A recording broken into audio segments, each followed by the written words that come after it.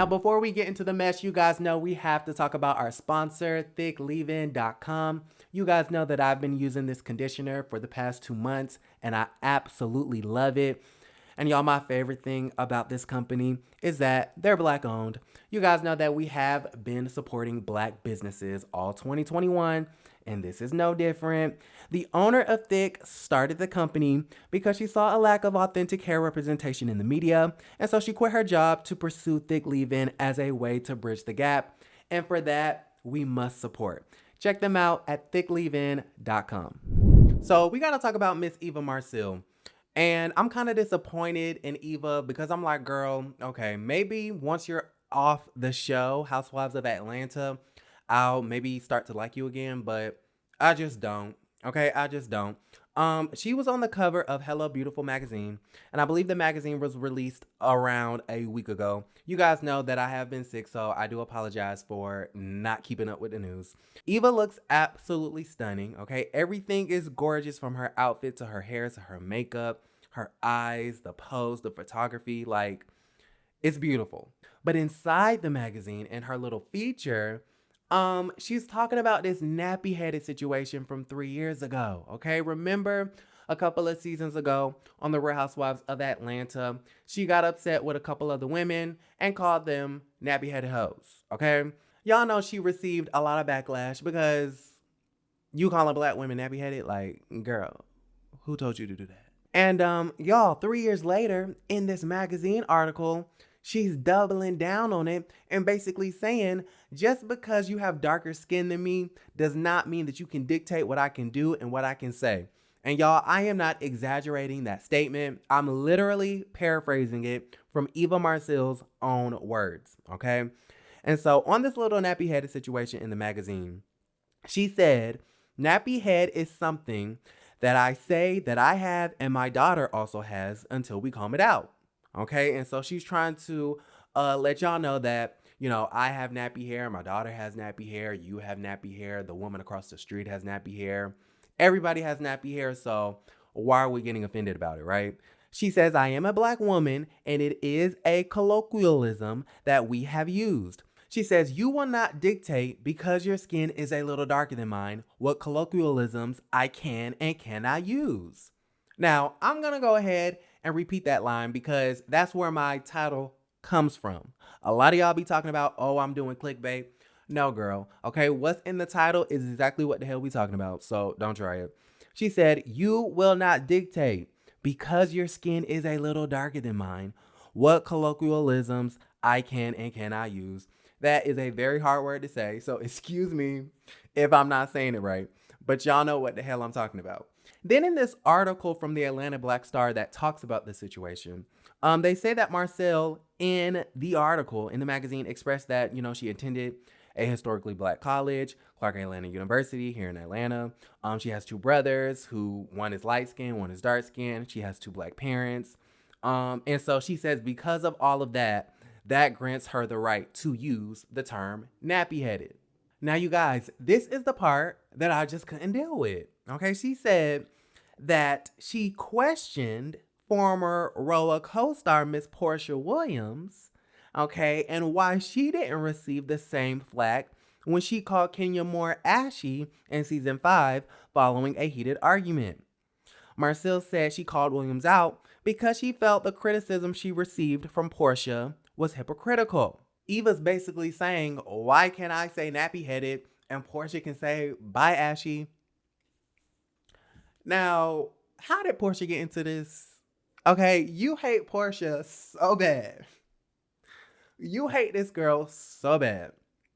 You are so upset that you could not take your little 15 minutes of fame on Housewives and turn it into a bag beyond the Ricky Smiley morning show. Okay? You couldn't expand it beyond that.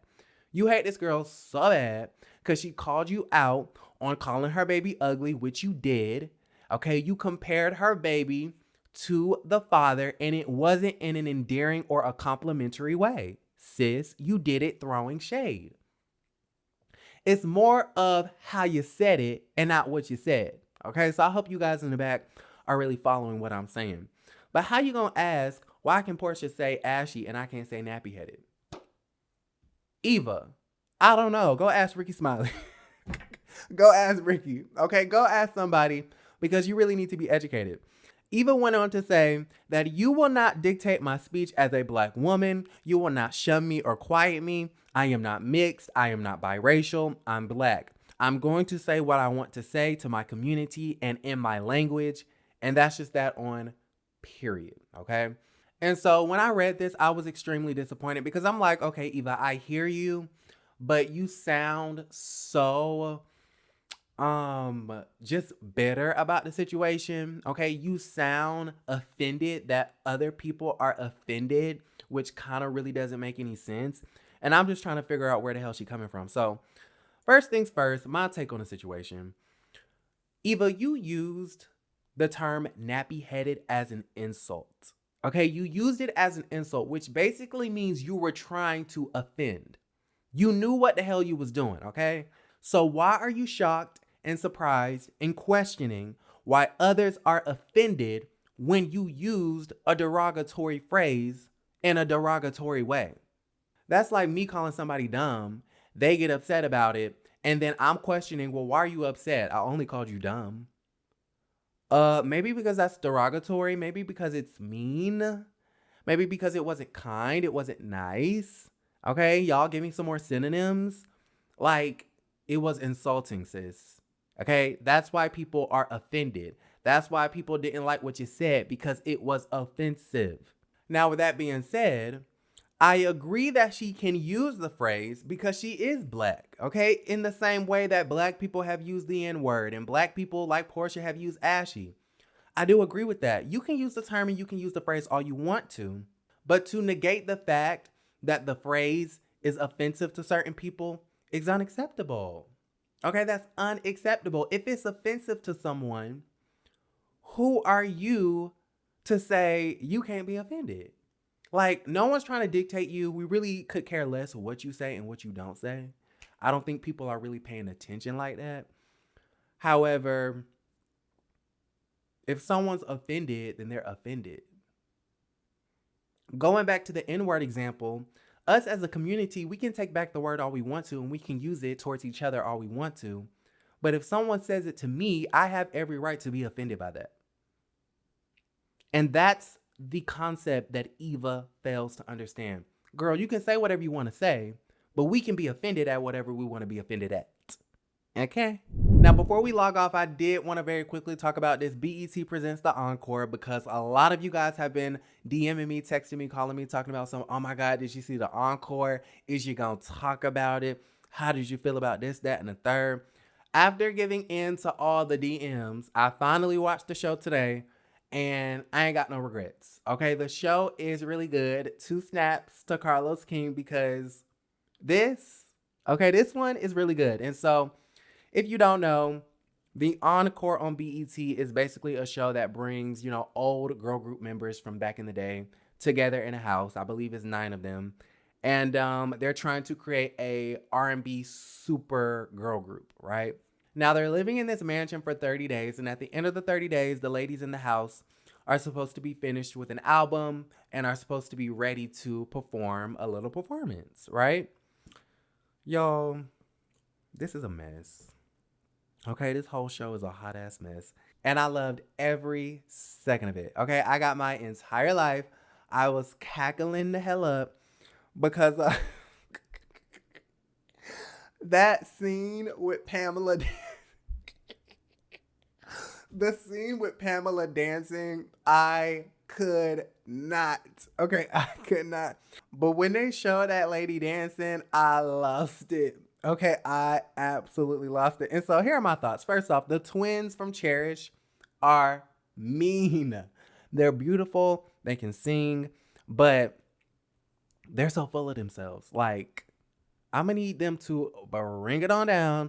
Quiet as it's kept. I never heard of a Cherish. I'm going to just be honest. Like, I did hear the song, Do It, Do It, Do It, Do It. Like, I feel like everybody kind of know that song. But I feel like most people who do know that song don't even know who the hell a chair or an ish is. So that was really coming into the house like, oh, we're the best. We're the youngest, we this, we that, we're millionaires. And I'm like, okay, well, if you're all it is, why are you trying to join a girl group on BET? Like, because we all know the likeliness of this group being successful as far as like a record sales point of view and a Billboard chart point of view is very low. Okay, the likelihood of y'all getting yourselves on the charts is close to none. So you got on this show for some clout that you desperately wanted or needed. So y'all asses ain't too good to be a part of this situation. Secondly, Aubrey and Shamari are my favorites, and I really felt like Aubrey had some really good ideas. She wanted to split the groups up into two and make two girl groups. Now, I guess these women are supposed to try to figure out how the 9 of them can come together and create an album, which I think is just stupid. Okay, like, it ain't gonna work. I'm not trying to shade the girls and I'm not trying to be mean, but I'm just trying to be realistic, okay? From a music executive standpoint, like, it just doesn't make sense. Like, you have Pamela and Lamisha and the rest of the girls on there talking about, I don't want to sing about sex and I don't want to sing about this and I don't want to sing about that. Who do you know is an R&B artist that does not talk about sex? Like, that's what R&B is. It's about love, romance, and sex.